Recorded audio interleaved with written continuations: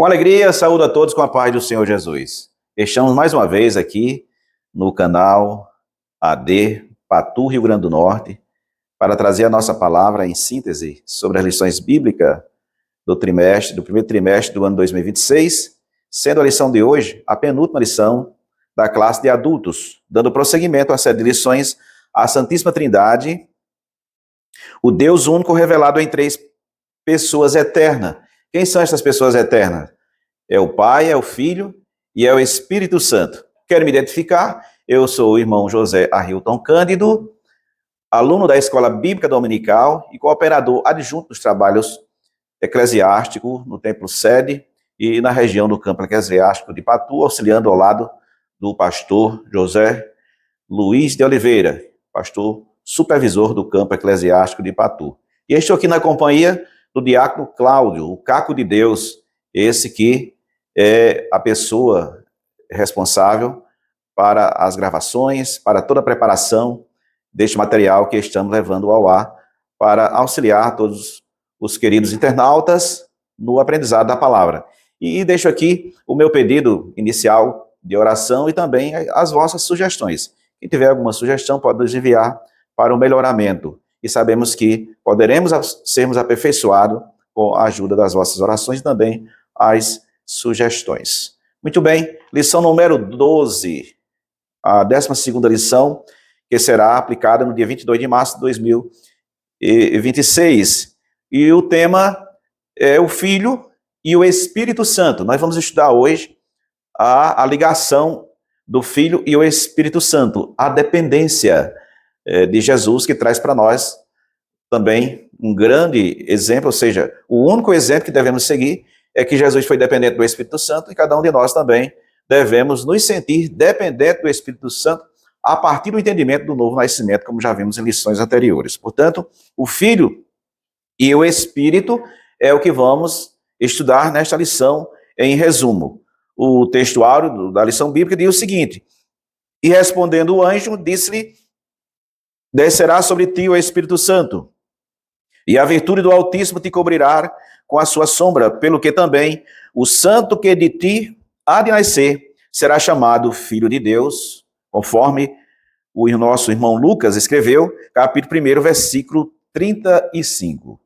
Nada melhor para trazer esta lição baseado no que o médico amado, nosso irmão Lucas, o evangelista Lucas, ele escreveu no capítulo 1, onde está inserido a nossa lição, a partir do versículo 26 ao 38. E eu destaco aqui o médico amado, o nosso irmão Lucas, o evangelista que escreveu esta lição, estas sagradas escrituras, para também o pastor Douglas Batista, baseado na leitura bíblica, na santa e gloriosa palavra, comentar a lição cujo tema, o Filho e o Espírito.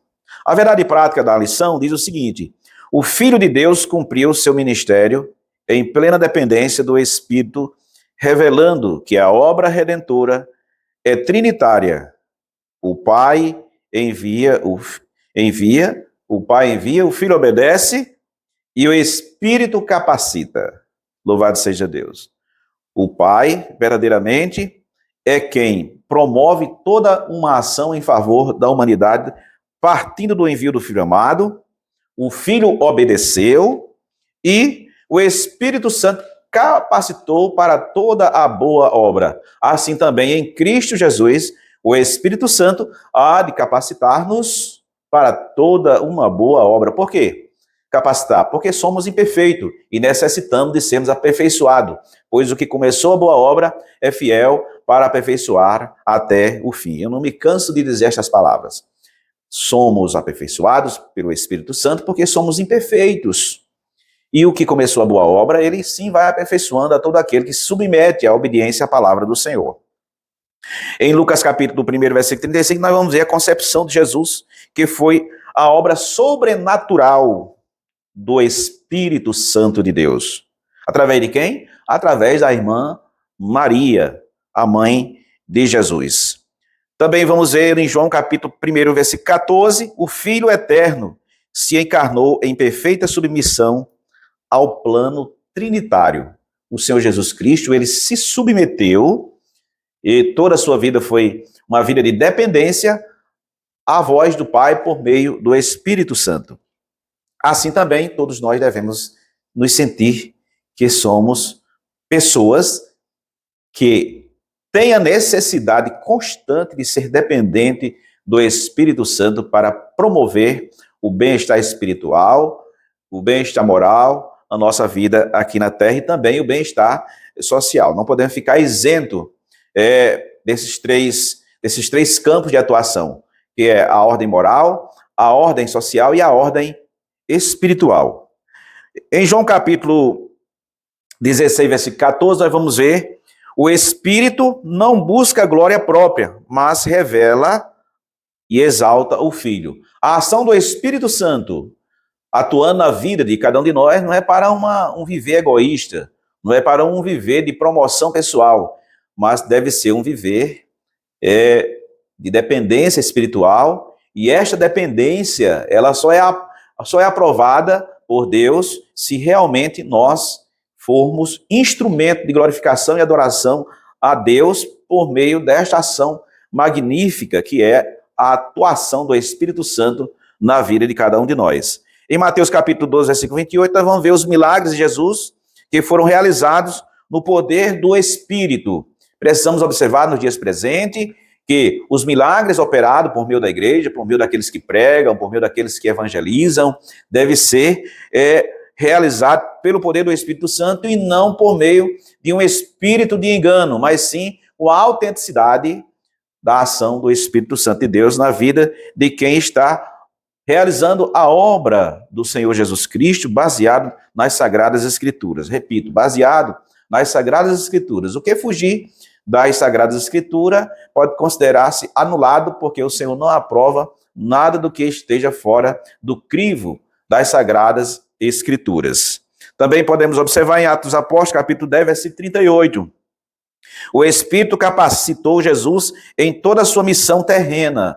Jesus era dependente da capacitação do Espírito Santo para realizar toda a obra aonde ele chegasse, aonde ele estivesse, tanto na vida daqueles seus contemporâneos, como também na sua própria vida, para que ele estivesse sempre fortalecido, renunciando todo um ambiente de influências negativas, para que ele sim pudesse representar 100% o reino de Deus na terra e nos deixar o legado para que sejamos seus seguidores e atentos ao que o Senhor executou, para que também em Cristo Jesus possamos executar, pois ele disse que nele poderíamos, no seu nome poderíamos também realizar também obras maravilhosas, para que o nome do Senhor fosse glorificado e reconhecido por todos aqueles que fossem alcançados ou fossem alcançados pelo seu poder através da ordenança da palavra de Deus. Também podemos observar em Lucas capítulo 1, versículo 38, Maria é modelo de fé. A irmã Maria é um modelo de fé a quem devemos observá-la, respeitá-la, honrá-la e observar o seu legado de fé e submissão à vontade de Deus. A irmã Maria, mãe de Jesus, não deve ser instrumento de idolatria, mas deve ser instrumento de Deus a ser observado o seu legado de fé e de submissão ao Senhor Jesus Cristo. Em um dado momento, observando as Sagradas Escrituras, que Jesus Cristo estava reunido em uma reunião de oração e chega Maria e chega Maria, sua mãe, chega os seus irmãos e diz ao recepcionista da casa de oração para que chame Jesus. E foi lá, o recepcionista foi lá, o porteiro da casa de oração foi lá, chamou: olha, Jesus, tem ali fora sua mãe e seus irmãos estão te convidando aí até lá fora, pois querem falar com você, com o Senhor. E Jesus disse: diga a mamãe e diga a meus irmãos que minha mãe e meus irmãos são todos aqueles que fazem a vontade do Pai. Ou seja, Jesus deixou explícito ali que tanto a mãe dele como seus irmãos, naquele momento, não estavam enquadrados na doutrina celestial, buscando a presença de Deus para que o reino de Deus se manifestasse na vida da sua própria mãe e também na vida dos seus irmãos, que até então alguns não tinham crido em Jesus Cristo e passaram a crer após Jesus foi assunto ao céu. Portanto, nós temos vários exemplos nas Sagradas Escrituras, o Senhor Jesus Cristo exortando a todos a buscarem a presença do Pai, ou seja, a ligar-se na obediência à palavra de Deus. A introdução da nossa lição, o comentador, o pastor Douglas Batista, ele narra o seguinte: o plano da salvação é uma ação coordenada pela Santíssima Trindade. Ele fala aqui de uma ação coordenada, ou seja, nada foi separado. Tudo foi planejado pelo Pai, pelo Filho e pelo Espírito Santo. Esta ação coordenada diz respeito à soberania de Deus no plano da salvação. Também o comentador destaca aqui na introdução, dizendo, desde a concepção do Filho, sua obra redentora no Calvário e a ressurreição dentre os mortos, o Pai, o Filho e o Espírito atuam em perfeita unidade. Essa lição revela como o Espírito Santo participa ativamente da encarnação, capacitação e exaltação do Filho e mostra a resposta esperada do crente à obra de redenção. Ou seja, está aqui a revelação do Pai na pessoa do Filho e espera. O que é que Deus espera de nós? É que nós tenhamos uma resposta à obra da redenção. Todo crente, ele deve responder à obra da salvação por meio do chamamento. Que chamamento é esse? O Espírito Santo, ele convence do pecado, da justiça e do juízo, e uma vez que estejamos convencidos desta ordem divina, que é convencer o pecador do pecado, da justiça e do juízo, e ele, se arrependendo e crendo no Evangelho, ele passa então a responder o chamamento divino na pessoa do Filho. Ou seja, trata-se aí de uma obediência que nós aqui focamos com a dependência desta pessoa na pessoa do Filho através do Espírito Santo. Pois o exemplo maior é o Filho que dependeu do Espírito Santo para ter comunhão com o Pai. Assim também, todos nós dependemos da ação do Espírito Santo em nossa vida para termos comunhão com o Pai na pessoa de Jesus Cristo. O comentador, ele trata o primeiro tópico, o Espírito e a concepção do Filho. O Espírito na ação da concepção do Filho, enviado pelo Pai. E não podemos nos desconectar da promessa de Deus lá no Éden. No capítulo 3, versículo 15, o Senhor Deus, durante essa série de lições, eu tenho sempre repetido isto, o Senhor Deus tem prometido a toda a humanidade que da semente da mulher nasceria um que pisaria a cabeça da serpente. Quem é este? A semente da mulher é Jesus, a solução para a salvação da humanidade. Então, Jesus, ele representa a semente da mulher, o Filho de Deus, gerado pelo Espírito Santo. E a serpente é a figura dos ardis do pecado, ou seja, toda a promoção do pecado seria desfeita agora por meio de Jesus Cristo, o nosso Senhor. E Satanás, ele está sob sentença. Satanás já foi sentenciado pelo Senhor Jesus Cristo. Portanto, falando em sentença de Satanás, eu quero tranquilizar vocês, meus queridos irmãos, que você não deve ter medo de Satanás, você deve ter medo das fraquezas humanas. Você deve temer a Deus e olhar para você mesmo e ver, olha, eu sou fraco, eu sou tendencioso às falhas e eu preciso estar dependente dia e noite, continuamente, constantemente. Eu preciso ser dependente do Espírito Santo na minha vida, para que promova neste ser que é frágil, que somos nós, humanamente falando, para que sejas promovido neste ser frágil, uma capacitação espiritual para não nos rendermos aos convites pecaminosos que desagrada ao Senhor nosso Deus, seja na forma de pensar, de agir, até na forma de ouvir, de falar, as nossas atitudes, os nossos pensamentos, enfim, nós precisamos conhecer, baseado na Bíblia Sagrada, quem somos nós, conhecer os nossos fracassos,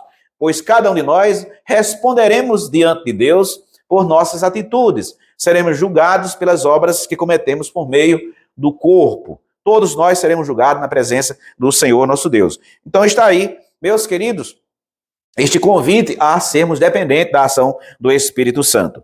Primeiro subtópico do primeiro tópico diz o seguinte: o anúncio do nascimento de Jesus. Lucas registra, eu destaco novamente que Lucas ele é o médico amado.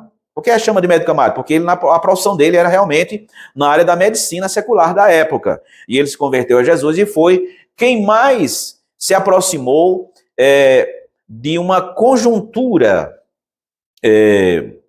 digamos assim, do conhecimento íntimo do lado físico, humano, do sofrimento de Jesus. Eu simplifico aqui com essas minhas palavras, foi quem mais destacou acerca do sofrimento de Jesus Cristo, porque uma vez ele sendo médico, ele tinha a capacidade de analisar, digamos assim, o corpo de Jesus, como que ele foi, como ele foi maltratado, ou seja, os delitos que cometeram contra Jesus Cristo, Lucas pôde imaginar, pôde ter uma noção científica até como que foi o sofrimento de Jesus Cristo, o maltrato que ele sofreu pelos pecadores, por causa dos nossos pecados.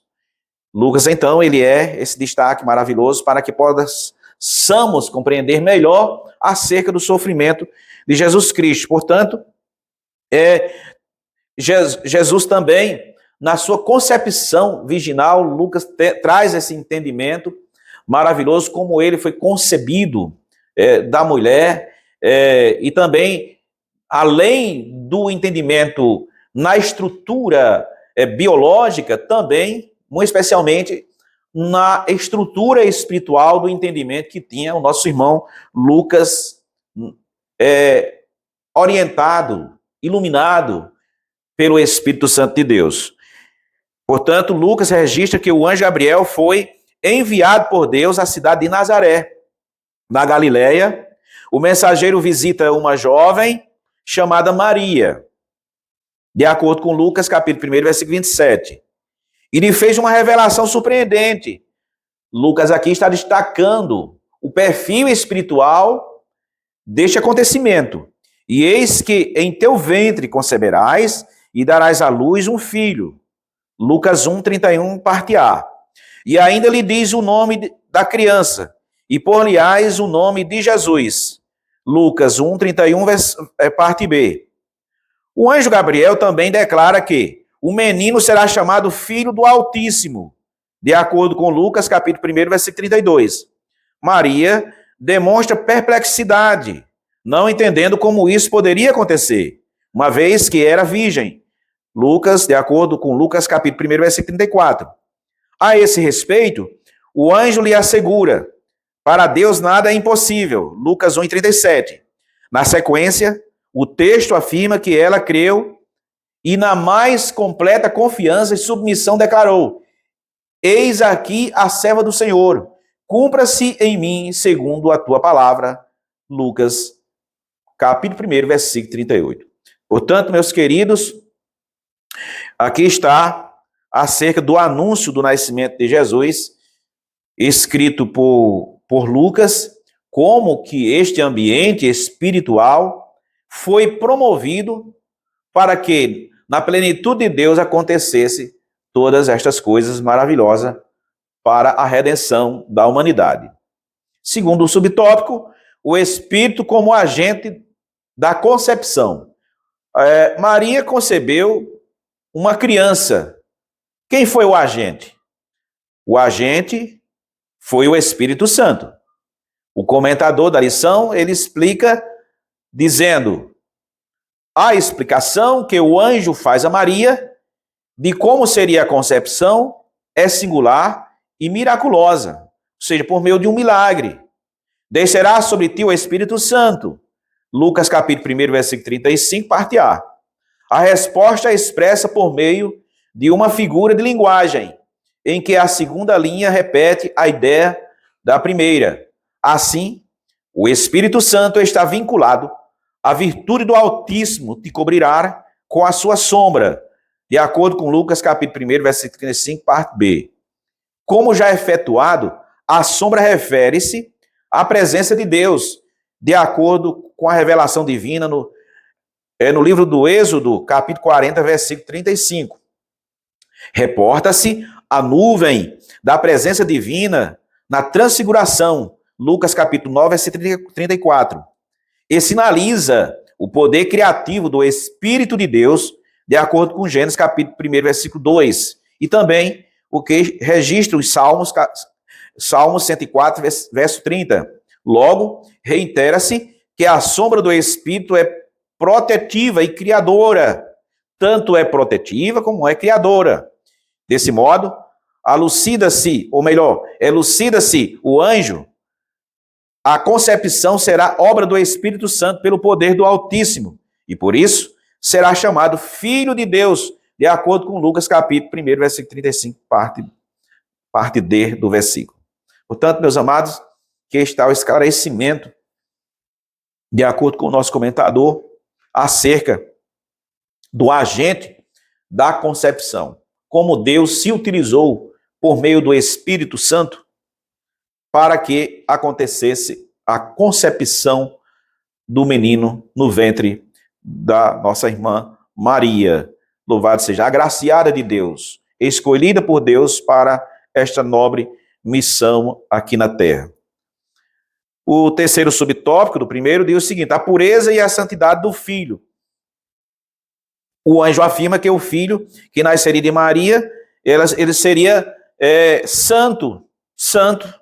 Por que santo? Porque era gerado do Espírito Santo e nascido no ventre de uma mulher também que vivia em santidade, que vivia na sua pureza, era uma jovem, era virgem, e o que nasceria santo não poderia ser um nascimento biológico de uma mulher com um homem, pois o primeiro homem pecou, Adão pecou, e a Bíblia diz que todos ficaram destituídos, separados da glória de Deus. Portanto, um homem e uma mulher seria incapaz de gerar um filho santo, imaculado, que pudesse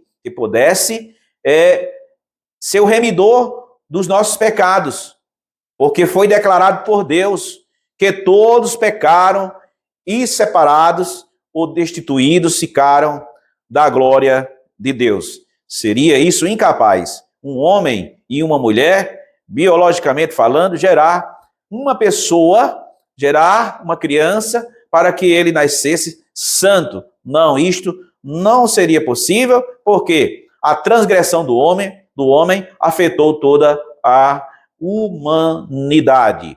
E então, para que este processo que aconteceu na plenitude dos tempos fosse possível, teria que ser uma jovem na qualidade da irmã Maria, que Deus conhecia o seu coração, e assim a ação do Espírito Santo realizar esta obra da concepção, e esta criança nascer santa, já dependente do Espírito Santo desde a sua revelação lá no Éden, desde a sua concepção na vida de Maria, e também a forma correta do seu nascimento, pois o nosso irmão José, ele foi informado pelo anjo que recebesse a Maria como a sua esposa, não temesse, porque o que nela estava gerado era do Espírito Santo. E então José, sendo justo, ele recebe esta revelação e recebe a Maria como sua esposa. E a Bíblia revela que José não a possuiu como mulher até que Jesus Cristo nascesse. Ou seja, eles se reservaram, aguardando Jesus nascer, para que depois houvesse então a vida normal entre marido e mulher, para que posteriormente nascesse também outros filhos que seriam irmãos de Jesus Cristo, como a Bíblia revela acerca dos seus irmãos. Muito bem, meus amados, aqui estamos de posse desta grandeza promovida por Deus, que é uma vida de pureza. O anjo afirma que o filho que nasceria de Maria seria santo, e por ele ser santo, ele é digno de toda honra e toda glória. A palavra santo no grego indica separação do pecado e consagração ao serviço divino. No caso de Jesus, designa um atributo divino, de acordo com os Salmos 99, verso 9, ele já nasceu santo, assumiu a carne, mas não o pecado. Ele verdadeiramente é um segundo Adão, obediente e justo. É como a Bíblia diz, que na pessoa, da natureza de Adão, abundou o pecado. E na natureza santa de Jesus superabundou a graça. O Espírito também o consagrou para ser o Cordeiro sem defeito, imaculado. Cordeiro sem defeito, que é a figura do que mostra o Velho Testamento, que era sacrificado animais, o cordeiro, limpo, imaculado. Tudo que acontecia no Velho Testamento, nas obras de sacrifício, realmente apontava para o Senhor Jesus Cristo, como foi promovido ali a partir do momento em que o Senhor Deus determina a Moisés acerca da Páscoa lá no Egito.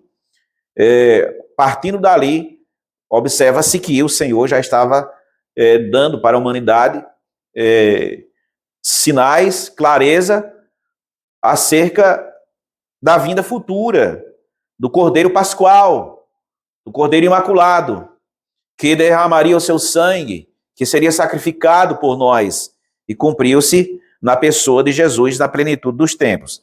A santidade do Filho é a base de nossa redenção, justificação e santificação. Somente ele foi capaz de cumprir a lei e de oferecer-se como sacrifício perfeito. Hebreus 10:10. Assim como Jesus foi concebido pelo Espírito, os crentes também nascem espiritualmente, pelo mesmo Espírito que nos santifica a imagem do Filho. Romanos capítulo 8, versículo 29. Portanto, assim como Jesus Cristo nasceu por geração do Espírito, nós também devemos nascer da água e do Espírito. A água que representa, já vimos nas lições anteriores, que representa a purificação, né? E o Espírito, que representa a comunicação do homem para com Deus ou de Deus para com o homem. Este Espírito que, como já falamos repetidamente, que conscientiza do pecado, da justiça e do juízo. E quão maravilhoso é, meus amados, entendemos que somos contemplados, que somos agraciados por essa bondade de Deus que nos conscientiza das nossas falhas, nossos pecados, nos conscientiza da justiça e do juízo vindouro. Isto é maravilhoso, porque desta maneira temos a condição de nos aproximarmos para que sejamos servos do Senhor Deus, aguardando o dia glorioso da sua vinda. A concepção de Jesus foi sobrenatural, realizada pelo Espírito Santo, revelando a santidade do Filho. Vamos partir agora para o segundo tópico, o Filho e a sua revelação com o Espírito. Primeiro, o Filho é o Verbo feito carne, o Verbo que se fez carne, assim revelado nas Sagradas Escrituras, revelado em João capítulo 1, versículo 14. Ao assegurar que o Verbo se fez carne, a Escritura revela o mistério do Filho.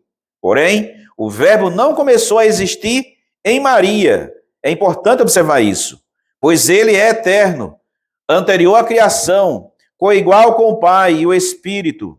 João 1, capítulo 1, versículo 1 ao 3. Isso indica que, na plenitude dos tempos, o Verbo assumiu a natureza humana sem deixar de ser Deus. De acordo com a carta de Paulo aos Gálatas, capítulo 4, versículo 4. Ele submeteu-se voluntariamente às limitações humanas, mas manteve a sua essência divina, enquanto o homem Jesus não usou plenamente seus atributos divinos, exceto quando o Pai o permitia pelo Espírito. Dessa forma, a obra foi operada pelo Espírito Santo, demonstrando a perfeita harmonia entre o Filho e o Espírito na execução do plano redentor do Pai. Vimos aqui, meus amados, que este verbo que se fez carne, o Senhor Jesus Cristo, ele não usurpou em momento algum ser igual a Deus. Ele realizou a sua obra obedecendo ao Pai. Obedecendo ao Pai. Jesus, ele realizou a sua obra como verdadeiro homem. O que quer dizer verdadeiro homem? Que nunca errou, que nunca pecou. Jesus foi obediente em tudo. E em tudo ele foi provado.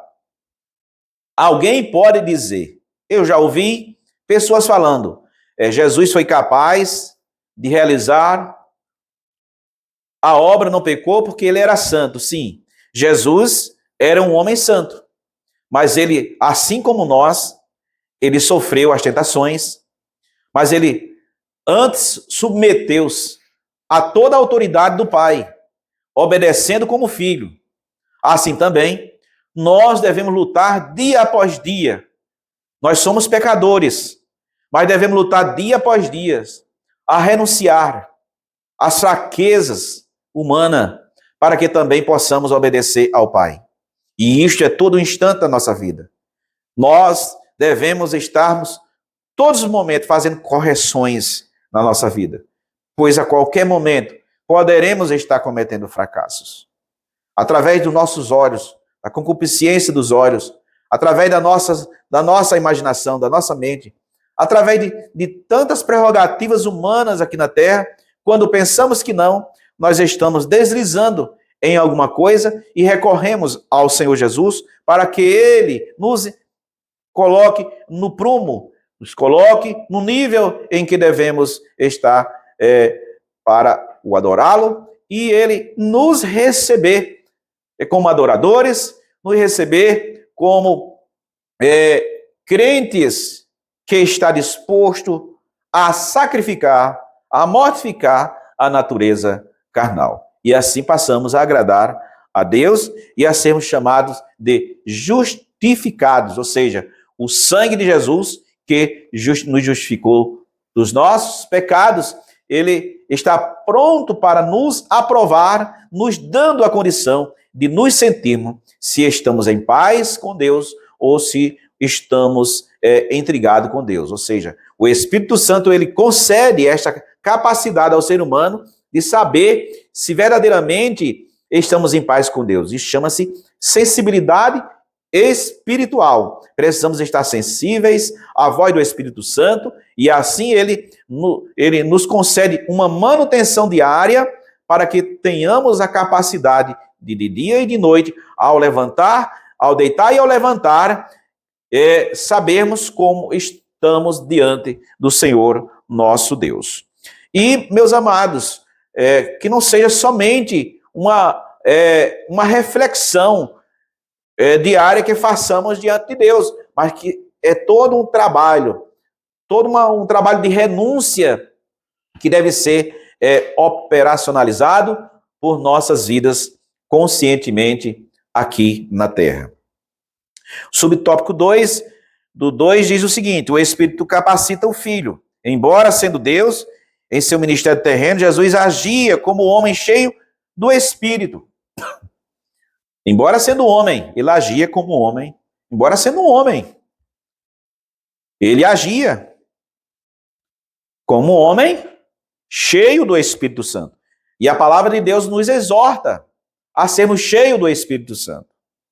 Todos os momentos da nossa vida. Louvado seja Deus. O Espírito capacitava com sabedoria, inteligência, poder e direção. Também esta mesma capacitação vem para nossas vidas. Esse padrão mostra que até mesmo o Verbo encarnado escolheu depender do Espírito de Deus, modelo para todo o verdadeiro cristão. Toda obra espiritual deve ser realizada no poder e na direção do Espírito Santo de Deus, de acordo com Atos dos Apóstolos, capítulo 1, versículo 8. Terceiro do 2, o Filho e o poder do Espírito. Como observado, o ministério de Jesus foi marcado pela dependência do Espírito. Isso não nega a sua divindade, mas exalta a sua humanidade na encarnação. Ou melhor, exalta a sua humildade na encarnação. Sendo humano, ele também passou a demonstrar uma essência de humildade na condição de homem. Seu batismo foi confirmado pelo Espírito e pela voz do Pai, como manifestação da Trindade. No deserto, pelo Espírito, venceu a tentação como o novo Adão. A unção do Espírito sustentou seu ministério. Seus milagres operados em comunhão com o Espírito revelaram o reino de Deus. Em sua humanidade, submeteu-se ao Pai e agiu no poder do Espírito. A entrega na cruz e a vitória sobre a morte foram realizadas em cooperação com o Espírito Santo. Assim mesmo, sendo Deus, viveu em plena obediência ao Pai e capacitado pelo Espírito. Louvado seja Deus. Aqui está, meus amados, a simplicidade, a humildade, a entrega total de Jesus para ser fiel e esta fidelidade nos trazer a redenção dos nossos pecados. Finalizando o segundo tópico, durante toda a sua vida terrena, Jesus viveu em plena dependência do Espírito Santo. Terceiro tópico, para partir aqui para o final, a Trindade e a missão redentora. Primeiro, o Pai envia o Filho e o Espírito. A salvação é a iniciativa do Pai.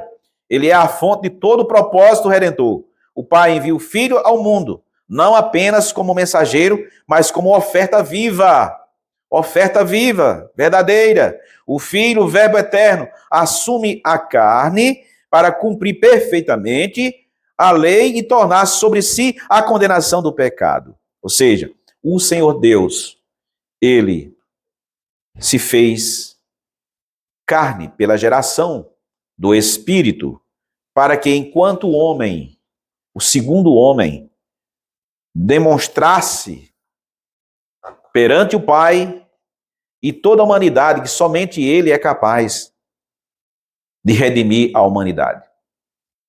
Meus queridos, eu estou pensando aqui e vou revelar para você. Para a sua vida tem jeito. Para a sua vida tem um resgate. Para a sua vida, enquanto você estiver vivo na terra, tem um resgate. Eu quero lhe dizer que só não tem mais jeito para Satanás, porque ele está derrotado.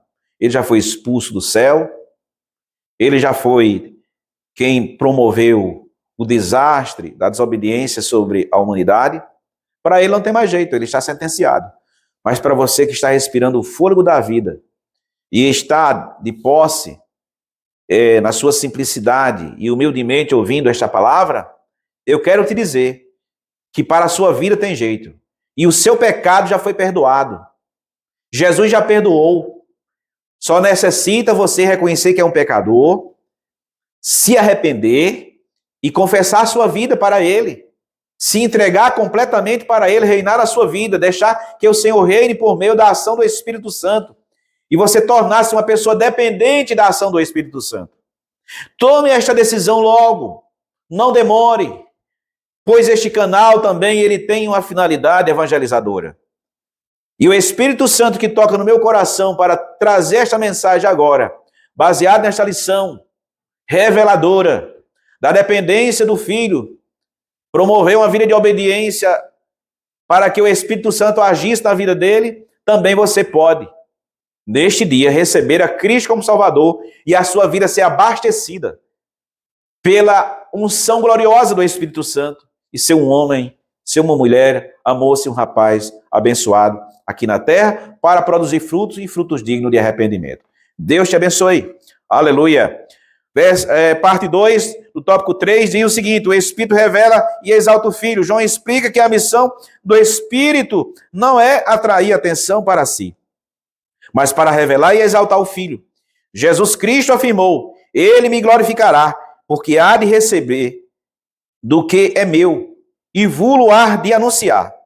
Esclarece-se que o Espírito não busca a glória própria, mas dá testemunho do Filho. A direção do Espírito está, portanto, ligada principalmente à revelação do mistério da salvação, do Cristo crucificado, ressuscitado, que um dia voltará para buscar a sua igreja. Assim, toda a obra genuína do Espírito é profundamente cristocêntrica.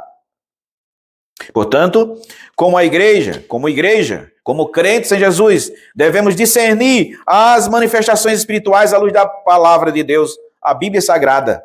Tudo que não aponta para Cristo não procede do Espírito. Cristo é o centro da obra do Espírito. Que possamos ter em Deus o discernimento para saber o que procede de Deus, o que procede do homem e o que procede dos espíritos imundos, dos espíritos malignos. Pois há muitas manifestações que não procedem de Deus e sim procedem do inimigo. Para assim as pessoas viver uma vida religiosa enganada pelas fábulas mundanas, pelas fábulas ensinadas por aí e movimentos intitulados como movimentos espirituais e não tem nada de Deus. Pode ser movimentos até espirituais, mas não do Espírito de Deus, do Espírito do engano, do Espírito da manifestação da carne, do Espírito da manifestação do engano de Satanás na vida de muitas pessoas que desprezam o verdadeiro ensinamento, que desprezam a doutrina da palavra e se envolvem em manifestações que não são de Deus. E assim deixo este conselho para que tenhamos a condição de buscar em Deus o discernimento espiritual para saber em que tipo de terreno estamos pisando. Se estamos pisando em um terreno fértil ou em um terreno minado pelas fábulas ou pelos falsos ensinamentos ou pelas promoções que aí estão até por meio da internet, teologias falsificadas, igrejas, pessoas que promovem nomes de igreja que não são igreja, na verdade. E, meus queridos, são tantas coisas que nós precisamos observar, e Jesus já havia profetizado no capítulo 24 de Mateus, nos exortando, dizendo: cuideis para que ninguém vos engane. Portanto, tenhamos cuidado para que o espírito da mentira não nos envolva em movimentos que, na verdade, não é de Deus e que não edifica para agradar ao Senhor Deus. Terceiro subtópico do terceiro tópico diz o seguinte: a fé e a submissão do crente. O plano da redenção, embora concebido, executado pela Trindade, requer uma resposta humana. Não somos agentes da redenção, mas somos seus recipientes e participantes. Maria, ao ouvir a mensagem do anjo sobre a concepção milagrosa, mesmo sem entender plenamente, submeteu-se com fé. Sua resposta é um exemplo profundo da postura que todo crente deve assumir diante da obra trinitária, isto é, confiar com humildade e entrega total. Assim como o Filho se submeteu ao Pai e foi ungido pelo Espírito, também o crente é chamado a se colocar nas mãos de Deus, crendo que Ele é poderoso para fazer o impossível. A resposta que Ele espera de nós é fé, arrependimento e obediência. Meu querido ouvinte, não sei o estado que você está vivendo, mas esta mensagem ela toca aos nossos corações ao imaginarmos que não importa o que venha a acontecer sobre nós. Há pessoas que só estão bem se estiverem sendo aplaudidas. Há pessoas que só estão bem se estiverem bem economicamente. Há pessoas que não aceitam nada que vem contrário à vida dele. Quando tudo vai bem, ele está uma alegria total. Mas quando alguma coisa não dá certo, ele se entristece. E logo entra em um estado de ansiedade, depressão, e daí a pouco já pensa em tirar sua própria vida. Há pessoas que só está bem quando está ganhando muito dinheiro, mas quando se envolve em algum prejuízo, pronto, tudo acabou para ele. Não. A nossa vida em Cristo Jesus, ela precisa ser uma vida autêntica na bonança e na escassez. Deve ser uma vida autêntica na alegria e na tristeza. Deve ser uma vida autêntica em Cristo Jesus, sem baixar a cabeça, sem baixar a guarda, quando estamos sendo aprovados pelos homens, aplaudidos pelos homens, ou reprovados ou aplaudidos pelos homens. Não importa se estamos sendo reprovados pelos homens. O que importa é que possamos ser aprovados por Deus. Porque sendo aprovado por Deus, nós teremos a certeza absoluta que o Senhor está se agradando de cada um de nós. A obra da redenção é trinitária. O Pai envia o Filho e o Filho obedece. E o Espírito capacita. Que na condição de servos de Deus, na condição de filhos adotivos de Deus, possamos obedecer para que o Espírito nos capacite. Um homem de Deus, uma mulher de Deus capacitada precisa ter, primeiramente, esta convicção. A capacitação é principiada pela uma vida de obediência. Não seremos capacitados jamais, se não vivermos uma vida em obediência em Cristo Jesus. A conclusão, para terminarmos, reiteramos que a redenção é uma obra trinitária que revela a perfeita unidade e cooperação entre as pessoas divinas. O Filho, embora sendo Deus, submeteu-se ao Pai e agiu no poder do Espírito. Ao contemplarmos essa harmonia divina, somos convidados a uma resposta de fé genuína em Cristo, submissão voluntária à vontade do Pai e obediência perseverante à direção do Espírito Santo em nosso viver diário. Eu quero agradecer a sua companhia, a sua gentileza de ouvir esta palavra. Aqui estamos trazendo um entendimento dentro da minha pequena estrutura. Não me esforço para trazer palavras complexas.